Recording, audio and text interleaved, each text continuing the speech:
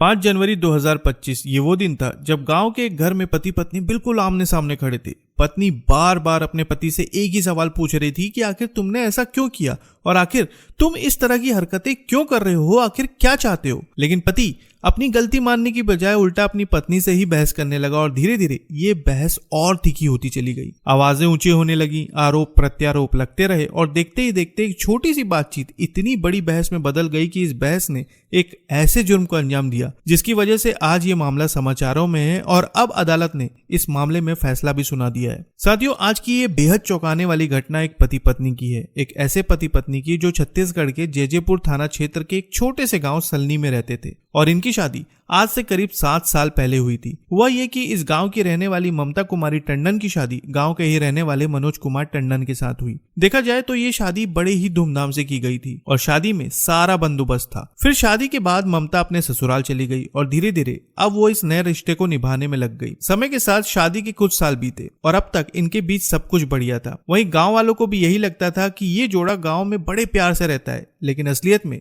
इनके इस रिश्ते के बीच दरार पड़ने लगी थी और ये एक ऐसी दरार थी जिसने आगे चलकर पूरे परिवार को बर्बाद कर दिया। असल में शादी के कुछ सालों तक तो सब कुछ ठीक था, लेकिन फिर मनोज कुमार की नीयत अपनी साली पर बिगड़ने लगी और जैसे जैसे समय बीत रहा था मनोज की नीयत अपनी साली के प्रति खराब होती जा रही थी। लेकिन हैरानी इस बात की थी कि परिवार के किसी भी सदस्य को इसकी भनक तक नहीं थी कि आखिरकार दिन ब दिन मनोज का व्यवहार क्यों बदलता जा रहा है। धीरे धीरे मनोज ने ऐसी हरकतें शुरू कर दी जिसकी किसी ने कल्पना भी नहीं की थी। उसने अपनी साली को फोन करना शुरू कर दिया।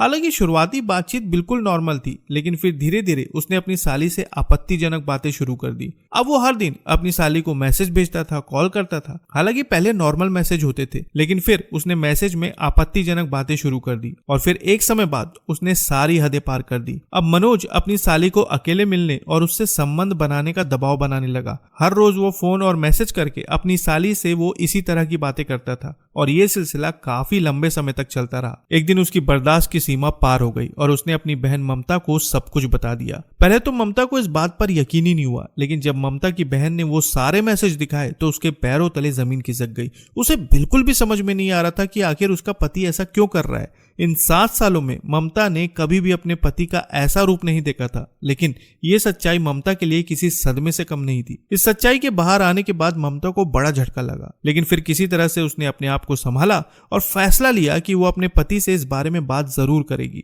फिर 5 जनवरी 2025 को जब ममता की बहन ने उसे सब कुछ बताया, तब उसी वक्त ममता सीधा मनोज के पास पहुंची और उसने सवाल किया कि आखिर तुमने मेरी बहन को इस तरह के मैसेज क्यों भेजे और बार बार तुम उसे अकेले में मिलने का दबाव क्यों बना रहे हो। लेकिन मीडिया खबरों के मुताबिक जब ममता ने ये सवाल उठाया तो मनोज ने अपनी गलती स्वीकार करने के बजाय बहस शुरू कर दी और धीरे धीरे इनकी बहस बढ़ती जा रही थी।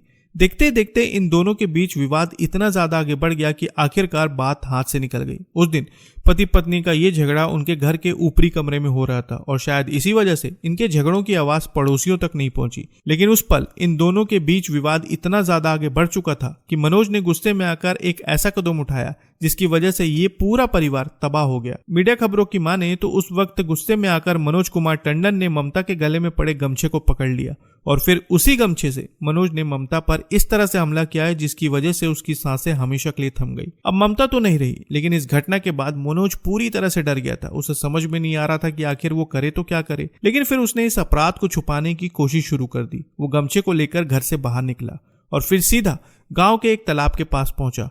वहां पहुंचकर उसने गमछे को जलाने की पूरी कोशिश की, लेकिन गमछा पूरी तरह से जल ही नहीं पाया। जिसके बाद मनोज ने उस अधजले गमछे को एक गड्ढे में छुपा दिया और अब उसे ऐसा लगने लगा कि उसे कोई पकड़ नहीं पाएगा।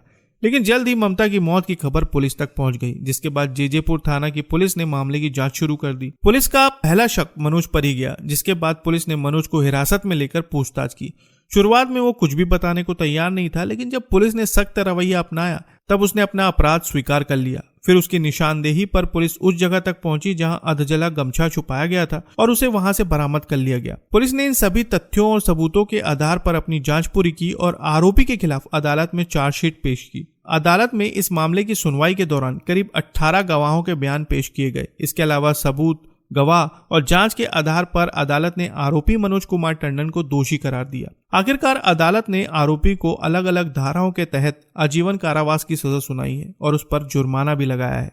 और इस तरह जेजेपुर थाना क्षेत्र के ग्राम सलनी में हुई ममता कुमारी टंडन की मौत का मामला अदालत के फैसले के साथ समाप्त हुआ। तो साथियों, ये था छत्तीसगढ़ के सलनी गांव का बेहद चौंकाने वाला मामला। आप इस मामले पर क्या कहना चाहेंगे कमेंट में जरूर बताएं और नई खबरों के लिए चैनल को सब्सक्राइब करना ना भूलें। तो फिर मिलेंगे साथियों बिल्कुल एक नई खबर के साथ, तब तक के लिए आपका बहुत बहुत धन्यवाद।